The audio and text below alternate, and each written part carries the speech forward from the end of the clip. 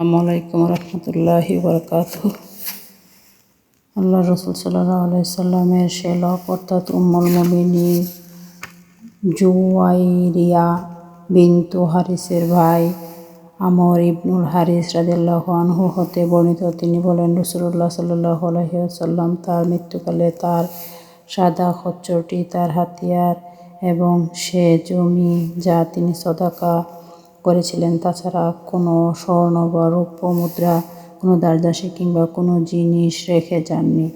2873, 2912, 3098, 4461। তলহা ইবনু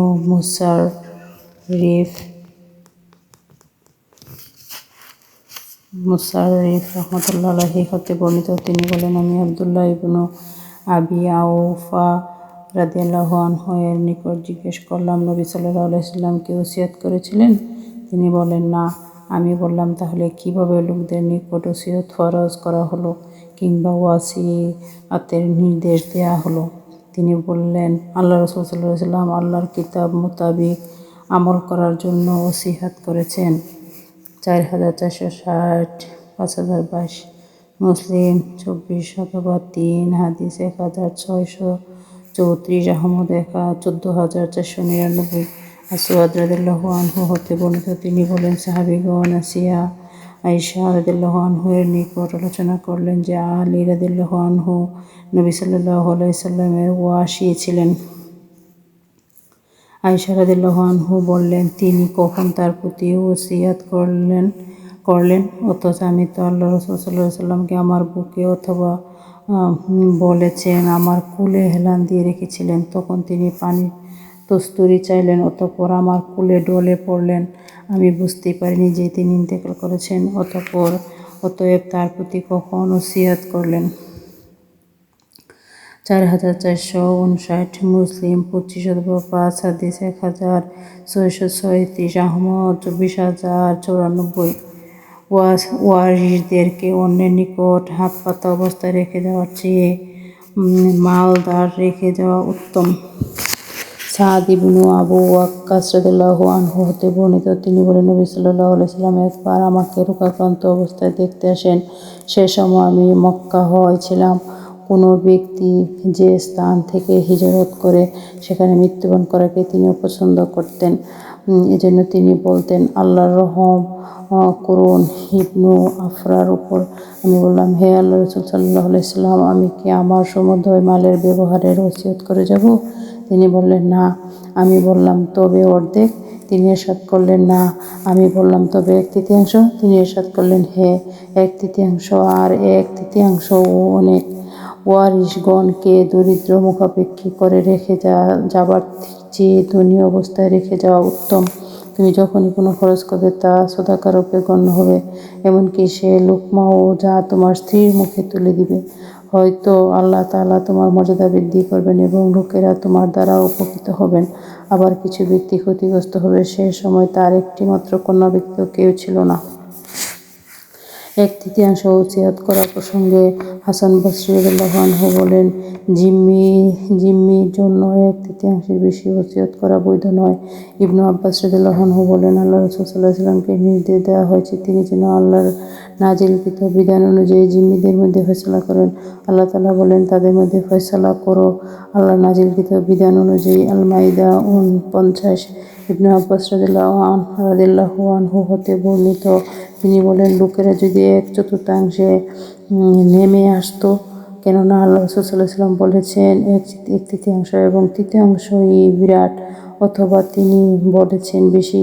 মুসলিম 1 অথবা 25, হাদিস 1429। আহমদ 1546। আমির ইবনু সাদ রাদিয়াল্লাহু আনহু এর পিতা সাদ ইবনু আবু ওয়াক্কাস রাদিয়াল্লাহু আনহু হতে বর্ণিত। তিনি বলেন, আমি অসুস্থ হয়ে পড়লে নবী সাল্লাল্লাহু আলাইহি ওয়াসাল্লাম আমাকে দেখতে আসেন। আমি বললাম, হে আল্লাহ রসুল, আপনার নিকট দোয়া করুন, আল্লাহর নিকট দোয়া করুন তিনি যেন আমাকে পেছন দিকে ফিরিয়ে না নেন। তিনি বললেন, আশা করি আল্লাহ তোমার মর্যাদা বৃদ্ধি করবেন এবং তোমার দ্বারা লোকদের উপকৃত করবেন। আমি বললাম, আমি ওসিয়ত করতে চাই, আমার তো একটি মাত্র কন্যা রয়েছে। আমি আরও বললাম, আমি অর্ধেক ওসিয়ত করতে চাই। তিনি বলেন, অর্ধেক অনেক অধিক। আমি বললাম, 1/3। তিনি বলেন, আচ্ছা 1/3 এবং 1/3 অধিক বা তিনি বলেছেন বিরাট। সাদ রাদিয়াল্লাহু আনহু বলেন, অতঃপর লোকেরা 1/3 ওসিয়ত করতে লাগলো আর তাই তাদের জন্য জায়েজ হয়ে গেল। 96 ওসির নিকট ওসিয়তকারীর কথা, তুমি আমার সন্তানাদির প্রতি খেয়াল রাখবে। আর ওসির জন্য কেমন দাবি জায়েজ? নবী সাল্লাল্লাহু আলাইহি সাল্লাম এর স্ত্রী আয়েশা রাদিয়াল্লাহু আনহা হতে বর্ণিত, তিনি বলেন, উতবা ইবনে আবু ওয়াক্কাস রাদিয়াল্লাহু আনহু তার ভাই সাদ ইবনে আবু ওয়াক্কাস রাদিয়াল্লাহুকে এই বলে ওসিয়ত করেন যে, জামার দাসীর ছেলেটি আমার ঔরজাত, তাকে তুমি তোমার অধিকারে আনবে। মক্কা বিজয়ের বছর সাদ রাদিয়াল্লাহু আনহু তাকে নিয়ে নেন এবং বলেন, সে আমার ভাতিজা, আমাকে এর ব্যাপারে ওসিয়ত করে গেছেন। আবদ ইবনু জামা রাদিয়াল্লাহু দাঁড়িয়ে বললেন, সে আমার ভাই এবং আমার পিতার দাসী পুত্র। আমার পিতার বিছানায় তার জন্ম হয়েছে। তারা উভয় আল্লাহ রাসূল সাল্লাল্লাহু আলাইহি ওয়াসাল্লামের নিকট আসেন। সাদ রাদিয়াল্লাহু আনহু বলেন, হে আল্লাহ রাসূল, সে আমার ভাইয়ের পুত্র এবং তিনি আমাকে তার সম্পর্কে ওসিয়ত করে গেছেন। আবদ ইবনু জামআ রাদিয়াল্লাহু আনহু বললেন, সে আমার ভাই এবং আমার পিতার দাসীর পুত্র। তখন আল্লাহর রাসূল সাল্লাল্লাহু আলাইহি ওয়াসাল্লাম বললেন, হে আবদ ইবনু জামআ, সে তোমারই প্রাপ্য, কেননা যার বিছানায় সন্তান জন্মেছে সেই সন্তানের অধিকারী।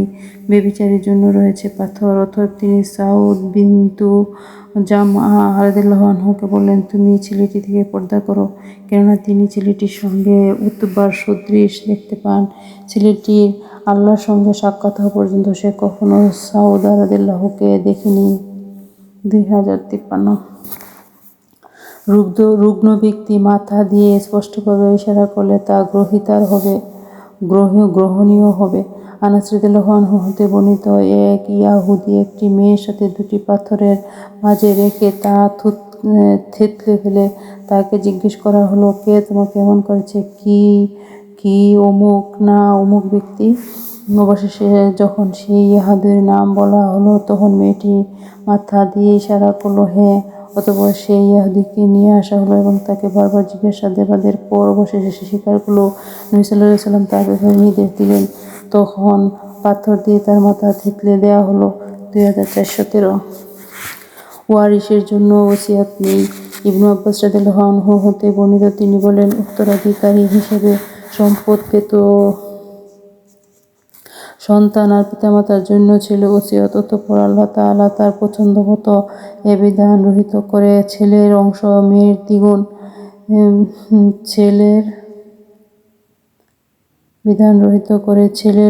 মেয়ের দ্বিগুণ, পিতামাতা প্রত্যেকের জন্য 1/6, স্ত্রীর জন্য 1/8, 1/4, স্বামীর জন্য অর্ধেক 1/4 নির্ধারণ করেন। 4578 6739। মৃত্যুর প্রাক্কালে দান খয়রাত করা। আবু হুরায়রা রাদিয়াল্লাহু আনহু হতে বর্ণিত, তিনি বলেন, এক ব্যক্তি নবী সাল্লাল্লাহু আলাইহি ওয়াসাল্লামকে জিজ্ঞেস করল, হে আল্লাহর রাসূল, উত্তম সাদাকা কোনটি? তিনি বললেন, সুস্থ এবং সম্পদের প্রতি অনুরাগ থাকা অবস্থায় দান খয়রাত করা। তখন তোমার ধনী হবার আশঙ্কা থাকে এবং তুমি দরিদ্রের আশঙ্কা করো, আর তুমি এভাবে অপেক্ষায় থাকবে না যে যখন তোমার প্রাণ কণ্ঠাগত হবে তখন তুমি বলবে, অমুকের জন্য এতটুকু, অমুকের জন্য এতটুকু, অথচ তা অমুকের জন্য হয়েই গেছে। 1419 মহান আল্লাহর বাণী, ঋণ আদায় ও ওসিয়ত পূর্ণ করার পর মৃতের সম্পত্তি ভাগ হবে। উল্লেখ করা হয়েছে যে শুরাইহ, উমর ইবনু আব্দুল আজিজ, তাউস ও ইবনু ওয়াইনা রাহমাতুল্লাহি আলাইহি রোগগ্রস্ত ব্যক্তির ঋণের স্বীকারোক্তিকে বৈধ বলেছেন। হাসান রহমতুল্লাহ আলাইহি বলেন, দুনিয়ার শেষ দিনে এবং আখিরাতের প্রথম দিনে উপনীত হওয়া মানুষ যে স্বীকারোক্তি করে তাই অধিক গ্রহণযোগ্য। ইব্রাহিম ও হাকাম রাদিয়াল্লাহু আনহু বলেন, উত্তরাধিকারী যদি ঋণ মাফ করে দেয় তবে সে মুক্ত হয়ে যাবে। রাফি ইবনু খাদিজ রহমতুল্লাহ আলাইহি ওসিয়ত করেন যে যে সকল মাল ফাজারিয়া গোত্রের তার স্ত্রীর ঘরে আবদ্ধ রয়েছে তা যেন বের করা না হয়। হাসান রহমতুল্লাহ আলাইহি বলেন, কেউ যদি মৃত্যুর সময় তার কৃতদাসকে বলে আমি তোমাকে আজাদ করেছি তবে তা বৈধ। সাবি রহমতুল্লাহ আলাইহি বলেন, যদি কোনো স্ত্রী মৃত্যুকালে বলে আমার স্বামী আমার হক আদায় করে দিয়েছেন এবং আমি তা নিয়েছি তবে তা বৈধ। কেউ কেউ বলেন যে ওয়ারিশ সম্পর্কে রোগাক্রান্ত ব্যক্তি স্বীকারোক্তি গ্রহণযোগ্য নয়, কেননা তাতে তার সম্বন্ধে কুধারণা হতে পারে। অতএব ইস্তিহসান বলেন যে রোগাক্রান্ত ব্যক্তির আমানত পুঁজি ও শরিকি ব্যবসা সম্বন্ধীয় স্বীকারোক্তি বৈধ। অথচ নবী সাল্লাল্লাহু আলাইহি ওয়াসাল্লাম বলেছেন যে তোমরা খারাপ ধারণা থেকে বেঁচে থাকো, কেননা খারাপ ধারণা সবচেয়ে বড় মিথ্যা। কোনো মুসলমানের মাল হালাল নয়, কেননা নবী সাল্লাল্লাহু আলাইহি ওয়াসাল্লাম বলেছেন, মুনাফিকের আলামত হলো তার নিকট কিছু আমানত রাখা হলে সে তার খেয়ানত করে। আল্লাহ তাআলার বাণী, আল্লাহ তোমাদের নির্দেশ দিয়েছেন যে তোমরা আমানত তার হকদারের নিকট অবশ্যই ফিরিয়ে দিবে। আন-নিসা 58। এতে তিনি উত্তরাধিকারী কিংবা অন্য কাউকে নির্দিষ্ট করেননি। এ প্রসঙ্গে আব্দুল্লাহ ইবনে আমর রাদিয়াল্লাহু আনহু নবী সাল্লাল্লাহু আলাইহি ওয়াসাল্লাম থেকে হাদীস বর্ণনা করেছেন। আবু হুরায়রা রাদিয়াল্লাহু আনহু হতে বর্ণিত, নবী সাল্লাল্লাহু আলাইহি ওয়াসাল্লাম বলেন, মুনাফিকের আলামত তিনটি: কথা বললে মিথ্যা বলে, আমানত রাখলে খেয়ানত করে, প্রতিশ্রুতি দিলে ভঙ্গ করে। 33 আল্লাহ তাআলার বাণী, ঋণ পরিশোধ ও ওসিয়ত পূরণ করার পর মৃতের সম্পত্তি বণ্টন করতে হবে। আন-নিসা 11 এর ব্যাখ্যা। উল্লেখ রয়েছে যে নবী সাল্লাল্লাহু আলাইহি ওয়াসাল্লাম ওসিয়াতের পূর্বে ঋণ পরিশোধের নির্দেশ দিয়েছেন। মহান আল্লাহর বাণী, আল্লাহ তোমাদের নির্দেশ দিয়েছেন যে তোমরা আমানতসমূহ তার হকদারের নিকট ফিরিয়ে দিবে। আন-নিসা 58 কাজেই নফল ওসিয়ত পূরণ করার আগে আমানত আদায়কে অগ্রাধিকার দিতে হবে। আর নবী সাল্লাল্লাহু আলাইহি ওয়াসাল্লাম বলেছেন, সচ্ছলতা ব্যতীত সদকা নাই। ইবনে আব্বাস রাদিয়াল্লাহু আনহু বলেন, গোলাম তার মালিকের অনুমতি ব্যতীত ওসিয়ত করবে না। নবী সাল্লাল্লাহু আলাইহি ওয়াসাল্লাম গোলাম তার মালিকের সম্পদের রক্ষণাবেক্ষণকারী। ইবনে উমর রাদিয়াল্লাহু আনহু হতে বর্ণিত, তিনি বলেন, আমি আল্লাহর রাসূল সাল্লাল্লাহু আলাইহি ওয়াসাল্লামকে বলতে শুনেছি। আনহু হতে বর্ণিত, তিনি বলেন, আমি আল্লাহর রাসূল সাল্লাল্লাহু আলাইহি ওয়াসাল্লামকে বলতে শুনেছি, তোমরা প্রত্যেকেই দায়িত্ববান এবং তোমাদের প্রত্যেকেই তার দায়িত্ব সম্পর্কে জিজ্ঞেস করা হবে। শাসক হলেন দায়িত্ববান, তার দায়িত্ব সম্পর্কে তাকে জিজ্ঞেস করা হবে। পুরুষ তার পরিবারের দায়িত্ববান এবং তাকে তার দায়িত্ব সম্বন্ধে জিজ্ঞেস করা হবে। স্ত্রী তার স্বামীর ঘরের সম্পদের দায়িত্ববান, তার সম্পর্কে তাকে জিজ্ঞেস করা হবে। গোলাম তার মালিকের ধন সম্পত্তির দায়িত্ববান, তাকে তার দায়িত্ব সম্পর্কে জিজ্ঞেস করা হবে। রাবি বলেন, আমার মনে হয় তিনি এও বলেছেন যে পুত্র তার পিতার সম্পদের দায়িত্ববান। 8093 যখন আত্মীয়স্বজনের জন্য ওয়াকফ বা ওসিয়ত করা হয় এবং আত্মীয় কারা। সাবিত রাদিয়াল্লাহু আনহু আনাস রাদিয়াল্লাহু আনহু থেকে বর্ণনা করেন যে নবী সাল্লাল্লাহু আলাইহি ওয়াসাল্লাম আবু তালহাকে বলেন, তুমি তোমার গরীব আত্মীয় স্বজনকে দিয়ে দাও। অতঃপর তিনি বাগানটি হাসান ও উবাই ইবনু কাবকে দিয়ে দেন। আনসারী রহমতুল্লাহ আলাইহি বলেন, আমার পিতা সুমামা এর মাধ্যমে আনাস রাদিয়াল্লাহু আনহু থেকে সাবিত রাদিয়াল্লাহু আনহু এর অনুরূপ হাদিস বর্ণনা করেছেন। আল্লাহর রাসূল সাল্লাল্লাহু আলাইহি ওয়াসাল্লাম বলেছেন, বাগানটি তোমার গরীব আত্মীয় স্বজনকে দিয়ে দাও। আনাস রাদিয়াল্লাহু আনহু বলেন, আবু তালহা রাদিয়াল্লাহু আনহু বাগানটি হাসান এবং উবাই ইবনু কাব রাদিয়াল্লাহু আনহুকে দিলেন, আর তারা উভয়ই আমার চেয়ে তার নিকটাত্মীয় ছিলেন। আনাস রাদিয়াল্লাহু আনহু হতে বর্ণিত, তিনি বলেন, নবী সাল্লাল্লাহু আলাইহি ওয়াসাল্লাম আবু তালহা রাদিয়াল্লাহু আনহুকে বলেন, আমার মত হলো তোমার বাগানটি তোমার আত্মীয়স্বজনকে দিয়ে দাও। আবু তালহা রাদিয়াল্লাহু আনহু বলেন, আমি তাই করব হে আল্লাহর রাসূল। তাই আবু তুর হে বা বানু আদি তোমরা সতর্ক হও। আবু হুরায়রা রাদিয়াল্লাহু আনহু বলেন, যখন কোরআনেরই লোহা রাদিয়াল্লাহু আনহু তার বাগানটি তার আত্মীয়স্বজন ও চাচাতো ভাইয়ের মধ্যে ভাগ করে দেন। ইবনু আব্বাস রাদিয়াল্লাহু আনহু বলেন, যখন এই আয়াতটি নাজিল হলো, হে মুহাম্মদ, আপনার নিকট আত্মীয়দেরকে সতর্ক করে দেন। শুআরা 14। তখন নবী সাল্লাল্লাহু আলাইহি ওয়াসাল্লাম কুরাইশ সম্প্রদায়ের বিভিন্ন গোত্রদের ডেকে বললেন, হে বানু ফিহ, আয়াত নাজিল হলো, আপনি আপনার নিকটাত্মীয়দেরকে সতর্ক করে দিন। শুআরা 214। তখন নবী সাল্লাল্লাহু আলাইহি ওয়াসাল্লাম বললেন, হে কুরাইশ সম্প্রদায়। 1461। স্ত্রীলোক ও সন্তানাদি আত্মীয় এর মধ্যে কি? আবু হুরায়রা রাদিয়াল্লাহু আনহু হতে বর্ণিত, তিনি বলেন, যখন আল্লাহ তাআলা কুরআনের এই আয়াতটি নাজিল করলেন, আপনি আপনার নিকটাত্মীয়দেরকে সতর্ক করে দিন। শুআরা 214। তখন আল্লাহ রাসূল সাল্লাল্লাহু আলাইহি ওয়াসাল্লাম দাঁড়ালেন এবং বললেন, হে কুরাইশ সম্প্রদায়, কিংবা অনুরূপ শব্দ বললেন, তোমরা আত্মরক্ষা করো। আল্লাহর আযাব থেকে রক্ষা করতে আমি তোমাদের কোনো উপকার করতে পারবো না। হে বানু আবদ মানাফ, আল্লাহর আযাব থেকে রক্ষা করতে আমি তোমাদের কোনো উপকার করতে পারবো না। হে আব্বাস ইবনু আব্দুল মুত্তালিব, আল্লাহর আযাব থেকে রক্ষা করতে আমি তোমার কোনো উপকার করতে পারবো না। হে সাফিয়া, আল্লাহর রাসূলের ফুফু, আল্লাহর আযাব থেকে রক্ষা করতে আমি তোমার কোনো উপকার করতে পারবো না। হে ফাতিমা বিনতে মুহাম্মদ, আমার ধন সম্পদ থেকে যা ইচ্ছা চেয়ে নাও, আল্লাহর আযাব থেকে রক্ষা করতে আমি তোমার কোনো উপকার করতে পারবো না। আসবাক রহমতুল্লাহি, ইবনু ওয়াহব রহমতুল্লাহি, আবু হুরায়রা রাদিয়াল্লাহু আনহু থেকে বর্ণিত হাদিস বর্ণনা আবুল ইয়ামা রাহমাতুল্লাহির অনুসরণ করেছেন। 3527, 4771, মুসলিম 1 অথবা 89, হাদিস 203, আহমদ 10730। ওয়াকফকারী তার ওয়াকফ দ্বারা উপহার গ্রহণ করতে পারে কি? উমর রাদিয়াল্লাহু আনহু শর্তারূপ বলেছিলেন, যে ব্যক্তি ওয়াকফের মুতাওয়াল্লি হবে তার জন্য তা থেকে কিছু খাওয়াতে কোনো দোষ নেই। ওয়াকফকারী নিজেও মুতাওয়াল্লি হতে পারে আর অন্য কেউ হতে পারে। অনুরূপ যে ব্যক্তি উট বা অন্য কিছু আল্লাহর নামে উৎসর্গ করে তার জন্য তা থেকে নিয়ে উপকৃত হওয়া বৈধ, যেমন অন্যদের জন্য তা থেকে উপকৃত হওয়া বৈধ শর্তারোপ না করলেও। আনাস রাদিয়াল্লাহু আনহু হতে বর্ণিত যে নবী সাল্লাল্লাহু আলাইহি ওয়াসাল্লাম একদা দেখতে পেলেন যে এক ব্যক্তি কুরবানির উট হাঁকিয়ে নিয়ে যাচ্ছে। আল্লাহর রাসূল সাল্লাল্লাহু আলাইহি ওয়াসাল্লাম ব্যক্তিটিকে বললেন, এর উপর সওয়ার হও। সে বলল, হে আল্লাহর রাসূল, এটি তো কুরবানির উট। আল্লাহর রাসূল সাল্লাল্লাহু আলাইহি ওয়াসাল্লাম তৃতীয়বার ও চতুর্থবার তাকে বললেন, তার উপর সওয়ার হয়ে যাও। দুর্ভোগ তোমার জন্য কিংবা বললেন, তোমার জন্য আফসোস। 1690। আবু হুরায়রা রাদিয়াল্লাহু আনহু হতে বর্ণিত যে নবী সাল্লাল্লাহু আলাইহি ওয়াসাল্লাম এক ব্যক্তিকে দেখতে পেলেন যে সে একটি কুরবানির উট হাঁকিয়ে নিয়ে যাচ্ছে। আল্লাহর রাসূল সাল্লাল্লাহু আলাইহি ওয়াসাল্লাম তাকে বললেন, এর উপর সওয়ার হও। লোকটি বলল, হে আল্লাহর রাসূল, এটি তো কুরবানির উট। তিনি দ্বিতীয়বার এবং তৃতীয়বার বললেন, এর উপর সওয়ার হও। দুর্ভোগ তোমার জন্য। 1689।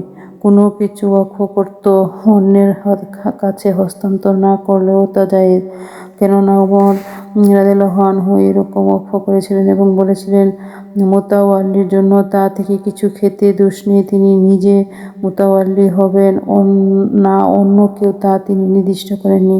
নবী সাল্লাল্লাহু আলাইহি ওয়াসাল্লাম আবু তালহা রাদিয়াল্লাহু আনহুকে বললেন, আমার অভিমত এই যে তুমি বাগানটি তোমার আত্মীয়দেরকে দিয়ে দাও। আবু তালহা রাদিয়াল্লাহু আনহু বললেন, আমি তাই করব। অতঃপর তিনি তার নিকটাত্মীয় চাচাতো ভাইদের মধ্যে তা বণ্টন করে দিলেন। যদি কেউ বলে যে আমার বাড়িটি আল্লাহর ওয়াস্তে সদকা এবং ফকির বা অন্য কারো কথা উল্লেখ না করে, তবে তা জায়েজ। সে তা আত্মীয়দের মধ্যে কিংবা যাদের ইচ্ছা দান করতে পারে। আবু তালহা রাদিয়াল্লাহু আনহু যখন বললেন যে আমার সবচেয়ে প্রিয় সম্পদ হলো বাইরুহা বাগানটি এবং আমি তা আল্লাহর উদ্দেশ্যে সদকা করলাম, তখন নবী সাল্লাল্লাহু আলাইহি ওয়াসাল্লাম তা জায়েজ করেছেন। কোনো ফকিহ বলেছেন, যতক্ষণ না কারো জন্য তা নির্দিষ্ট করে দেওয়া হবে ততক্ষণ পর্যন্ত জায়েজ হবে না, কিন্তু প্রথম অভিমতটি অধিকতর সহিহ। কেউ যদি বলে আমার এই জমিটি কিংবা বাগানটি আমার মায়ের পক্ষ থেকে আল্লাহর হস্তে সদাকা, তবে তা যায়, যদিও তা তার জন্য তার বর্ণনা দেয়, যদিও তা কারো জন্য তার বর্ণনা না দেয়। ইবনু আব্বাস রাদিয়াল্লাহু আনহু হতে বর্ণিত যে সাদ ইবনু উবাদা রাদিয়াল্লাহু এর মা মারা গেলেন এবং তিনি সেখানে অনুপস্থিত ছিলেন। পরে বললেন, হে আল্লাহর রাসূল, আমার মা আমার অনুপস্থিতিতে মারা যান। আমি যদি তার পক্ষ থেকে কিছু সাদাকা করি তাহলে তিনি কি তার উপকারে আসবে? তিনি বললেন, হ্যাঁ। সাদ রাদিয়াল্লাহু আনহু বললেন, তাহলে আমি আপনাকে সাক্ষী করছি, আমার মিহরাফ নামক বাগানটি তার জন্য সদকা করলাম। 2762, 2770। কোনো ব্যক্তি তার সম্পদের কিছু অংশ কিংবা তার গোলামদের কতকগুলি অথবা কিছু জন্তু জানোয়ার সদকা বা ওয়াকফ করলে তা জায়েজ। কাব ইবনু মালিক রাদিয়াল্লাহু আনহু হতে বর্ণিত, তিনি বলেন, আমি বললাম, হে আল্লাহর রাসূল, আমি আমার তাওবা হিসেবে আমি আমার যাবতীয় মাল আল্লাহ ও আল্লাহর রাসূলের উদ্দেশ্যে সদকা করে মুক্ত হতে চাই। আল্লাহর রাসূল সাল্লাল্লাহু আলাইহি ওয়াসাল্লাম বললেন, কিছু মাল নিজের জন্য রেখে দাও, তা তোমার জন্য উত্তম। আমি বললাম, তাহলে আমি আমার খাইবারের অংশটি নিজের জন্য রেখে দিলাম। 2947, 2948, 2949, 2950, 3088, 3556, 3889, 3951, 3418, 4418, 4673, 4676, 4677, 4678, 6255, 6690, 6225। আল্লাহ তাআলার বাণী, মিরাসের মাল বন্টনের সময় যদি কোনো আত্মীয়, ইয়াতীম ও মিসকিন হাজির থাকে তাহলে তার থেকে কিছু তাদেরও কিছু প্রদান করবে। আন-নিসা 8। ইবনু আব্বাস রাদিয়াল্লাহু আনহু হতে বর্ণিত, তিনি বলেন, লোকদের ধারণা উক্ত আয়াতটি মানসুখ হয়ে গেছে, কিন্তু আল্লাহর কসম, আয়াতটি মানসুখ হয়নি, বরং লোকেরা এর উপর আমল করতে অনীহা প্রকাশ করছে। আত্মীয় দুজনের, এক আত্মীয় যারা ওয়ারিশ হয় এবং তারা উপস্থিতদের কিছু দিবে। 2, এমন আত্মীয় যারা ওয়ারিশ নয়, তারা উপস্থিতদের সঙ্গে সদালাপ করবে এবং বলবে, তোমাদেরকে কিছু দেওয়ার ব্যাপারে আমাদের কোনো অধিকার নেই। 4576। আকস্মাৎ কেউ মারা গেলে তার জন্য দান করা, তার মৃতের পক্ষ থেকে তার মানত আদায় করা। আয়েশা রাদিয়াল্লাহু আনহা হতে বর্ণিত, জনৈক ব্যক্তি নবী সাল্লাল্লাহু আলাইহি সাল্লামকে বললেন, আমার মা হঠাৎ মৃত্যুবরণ করেছেন, আমার ধারণা হয় যে যদি তিনি কথা বলতে পারতেন তবে সদকা করতেন, আমি কি তার পক্ষ থেকে সদকা করব? আল্লাহর রাসূল সাল্লাল্লাহু আলাইহি সাল্লাম বললেন, হ্যাঁ, তার পক্ষ থেকে সদকা করতে পারো। 1388।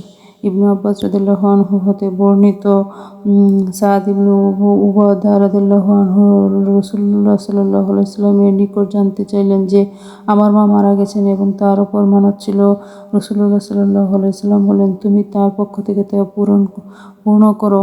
6698, 6959, মুসলিম 2601 হাদিস 1638, আহমদ 1893।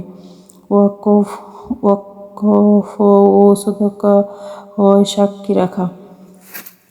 ইবনু আব্বাস রাদিয়াল্লাহু আনহু হতে বর্ণিত যে বানু সাইদাহর নেতা সাদ ইবনু উবাদা রাদিয়াল্লাহু আনহু এর মা মারা গেলেন, তখন তিনি অনুপস্থিত ছিলেন। অতঃপর নবী সাল্লাল্লাহু আলাইহি ওয়াসাল্লামের নিকট এসে বললেন, হে আল্লাহর রাসূল, আমার মা আমার অনুপস্থিতিতে মারা গেছেন। এখন আমি যদি তার পক্ষ থেকে সদকা করি তবে তা কি তার উপর উপকারে আসবে? তিনি বললেন, হ্যাঁ। সাদ রাদিয়াল্লাহু আনহু বললেন, তাহলে আপনাকে সাক্ষী করে আমি আমার মিহরাফের বাগানটি তার উদ্দেশ্যে সদকা করলাম। 2756। আল্লাহ তাআলার বাণী, ইয়াতীমদেরকে তাদের ধন সম্পদ দিয়ে দিবে এবং ভালোর সঙ্গে মন্দ বদল করবে না, তোমাদের সঙ্গে তাদের সম্পদ মিলিয়ে গ্রাস করবে না, তা মহাপাপ। তোমার যদি আশঙ্কা হয় যে ইয়াতীম মেয়েদের প্রতি সুবিচার করতে পারবে না, তবে বিবাহ করবে নারীদের মধ্যে যাকে তোমাদের ভালো লাগে। আন-নিসা 2-3।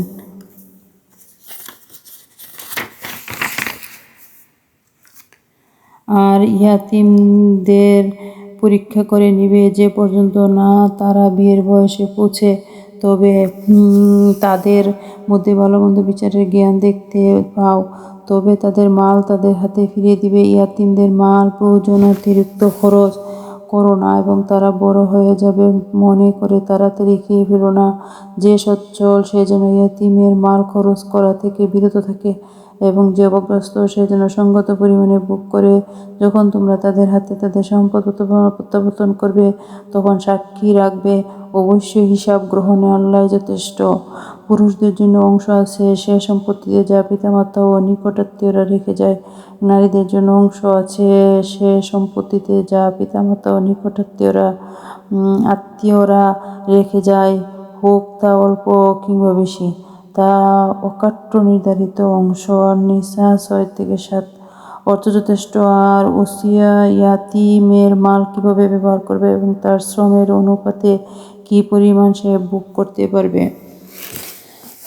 ইবনু উমর রাদিয়াল্লাহু আনহু হতে বর্ণিত, আল্লাহ রাসূল সাল্লাল্লাহু আলাইহি ওয়াসাল্লামের সময়ে উমর রাদিয়াল্লাহু আনহু নিজের কিছু সম্পত্তি সদকা করেছিলেন। তা ছিল সমাগ নামে একটি খেজুর বাগান। উমর রাদিয়াল্লাহু আনহু বলেন, হে আল্লাহর রাসূল, আমি একটি সম্পদ পেয়েছি যা আমার নিকট খুবই পছন্দনীয়, আমি সেটি সদকা করতে চাই। নবী সাল্লাল্লাহু আলাইহি ওয়াসাল্লাম বলেন, মূল সম্পদটি এ শর্তে সদকা করো যে তা বিক্রি করা যাবে না, দান করা যাবে না, এবং কেউ ওয়ারিশ হবে না, বরং তার ফল দান করা হবে। অতঃপর উমর রাদিয়াল্লাহু আনহু সেটি এভাবেই সদকা করলেন। তার এ সদকা ব্যয় হবে আল্লাহর রাস্তায়, দাস মুক্তির ব্যাপারে, মিসকিন, মেহমান, মুসাফির ও আত্মীয়দের জন্য। এর যে মুতাওয়াল্লি হবে তার জন্য তা থেকে সঙ্গত পরিমাণ আহার করলে কিংবা বন্ধুবান্ধবকে খাওয়ালে কোনো দোষ নেই, তবে তা সঞ্চয় করা যাবে না। 2313। আয়েশা রাদিয়াল্লাহু আনহা বলেন, হতে বর্ণিত, তিনি বলেন, আল্লাহ তাআলার বাণী, যে বিত্তমান সে যেন বিরত থাকে, আর যে বিত্তহীন সে যেন সঙ্গত পরিমাণ ভোগ করে। আয়াতটি ইয়াতিমের অভিভাবক সম্বন্ধে নাজিল হয়েছে। অভিভাবক যদি অভাবগ্রস্ত হয় তাহলে ন্যায়সঙ্গতভাবে ইয়াতিমের সম্পত্তি থেকে খেতে পারবে। 2212। আল্লাহ তাআলার বাণী, নিশ্চয় যারা ইয়াতিমের সম্পদ অন্যভাবে খায় তারা তো শুধু তাদের পেটে আগুন ভর্তি করছে, আর তারা সত্যই দুজকের আগুনে জ্বলবে। আন-নিসা 10।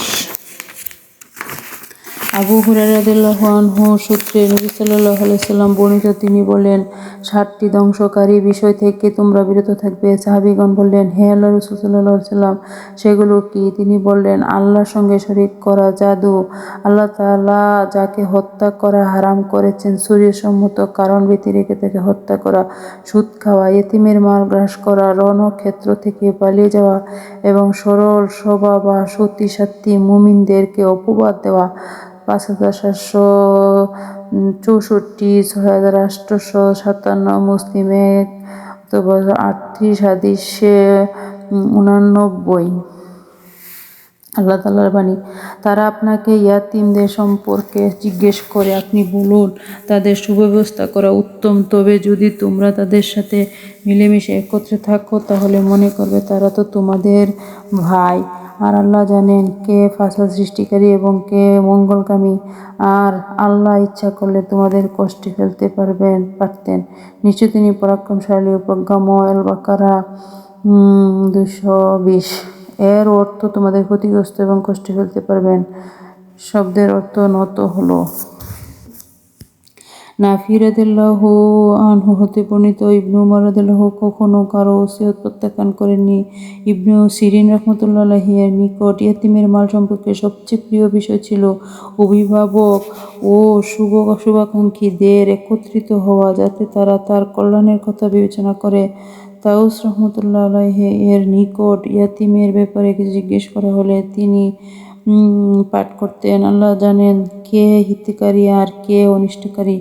আল-বাকারা 220। আত্মা রহমতুল্লাহ আলাইহি বলেন, ইয়াতীম ছোট হোক কিংবা বড়, অভিভাবক তার অংশ থেকে প্রত্যেকের জন্য পরিমাণ মতো ব্যয় করতে পারবে। আবাসে কিংবা শহরে ইয়াতীমদের থেকে খেদমত গ্রহণ করা যখন তা তাদের জন্য কল্যাণকর হয়, এবং মা ও মায়ের স্বামী কর্তৃক এতিমের প্রতি নজর রাখা। আনাস রাদিয়াল্লাহু আনহু হতে বর্ণিত, তিনি বলেন, আল্লাহর রাসূল সাল্লাল্লাহু আলাইহি ওয়াসাল্লাম যখন মাদিনায় এলেন তখন তার কোনো খাদিম ছিল না। আবু তালহা রাদিয়াল্লাহু আনহু আমার হাত ধরে আল্লাহর রাসূল সাল্লাল্লাহু আলাইহি ওয়াসাল্লামের নিকট আমাকে নিয়ে গেলেন এবং বললেন, হে আল্লাহর রাসূল, আনাস একজন বুদ্ধিমান ছেলে, সে আপনার খেদমত করবে। অতঃপর সফরে ও আবাসে আমি তার খেদমত করেছি। আমার কোনো কাজ সম্পর্কে তিনি কখনো বলেননি, তুমি এরূপ কেন করলে? কোনো কাজ না করলে তিনি বলেননি, তুমি এটি এরকম কেন করলে না। 6038, 6911, মুসলিম 43 অথবা 13, হাদিস 2309। যখন কেউ কোনো জমি ওয়াকফ করে তার এবং তার সীমা বর্ণনা না করে, তা বৈধ সদাকা ও তদ্রূপ। ইবনু আব্বাস রাদিয়াল্লাহু আনহু হতে বর্ণিত যে এক সাহাবী আল্লাহর রাসূল সাল্লাল্লাহু আলাইহি ওয়াসাল্লামকে বললেন যে তার মা মারা গেছেন, তার পক্ষ থেকে যদি আমি সদকা করি তাহলে তা কি তার উপকারে আসবে? তিনি বললেন, হ্যাঁ। সাহাবী বললেন, আমার একটি বাগান আছে, আপনাকে সাক্ষী রেখে আমি তার পক্ষ থেকে সদকা করলাম। 2756। কোনো দল যদি তাদের শরিকি জমি ওয়াকফ করে তা জায়েজ। আনাস রাদিয়াল্লাহু আনহু হতে বর্ণিত, তিনি বললেন, নবী সাল্লাল্লাহু আলাইহি ওয়াসাল্লাম মসজিদ তৈরির নির্দেশ দিলেন। অতঃপর বললেন, হে বানু নাজ্জার, তোমরা এই বাগানটির মূল্য নির্ধারণ করে আমার নিকট বিক্রি করো। তারা বলল, না, আল্লাহর কসম, আমরা একমাত্র আল্লাহ ছাড়া কারো কাছে এর মূল্য চাই না। 234। ওয়াকফ কিভাবে লিখিত হবে? ইবনু উমর রাদিয়াল্লাহু আনহু হতে বর্ণিত, তিনি বলেন, উমর রাদিয়াল্লাহু আনহু খায়বারের কিছু জমি লাভ করেন। তিনি আল্লাহর রাসূল সাল্লাল্লাহু আলাইহি ওয়াসাল্লামের নিকট এসে বললেন, আমি এমন ভালো একটি জমি পেয়েছি যা ইতিপূর্বে কখনো পাইনি। আপনি এ সম্পর্কে আমাকে কি নির্দেশ দেন? তিনি বললেন, তুমি ইচ্ছা করলে আসল জমিটি ওয়াকফ করে তার উৎপন্ন সদকা করতে পারো। উমর রাদিয়াল্লাহু আনহু এটি গরীব, আত্মীয় স্বজন, গোলাম, আজাদ, আল্লাহর পথে মেহমান ও মুসাফিরদের জন্য এ শর্তে সদকা করলেন যে আসল জমি বিক্রি করা যাবে না, কাউকে দান করা যাবে না, কেউ এর ওয়ারিশ হবে না, তবে যে এর মুতাওয়াল্লি হবে তার জন্য তা থেকে সঙ্গত পরিমাণ খেতে বা বন্ধুবান্ধবকে খাওয়ানোতে কোনো দোষ নেই, তবে এর থেকে সঞ্চয় করা যাবে না। 2313। গরিব, ধনী এবং মেহমানের জন্য ওয়াকফ করা। ইবনু উমর রাদিয়াল্লাহু আনহু হতে বর্ণিত যে উমর রাদিয়াল্লাহু আনহু খায়বারে কিছু সম্পদ লাভ করেন এবং নবী সাল্লাল্লাহু আলাইহি ওয়াসাল্লামের নিকট এসে তাকে অবহিত করেন।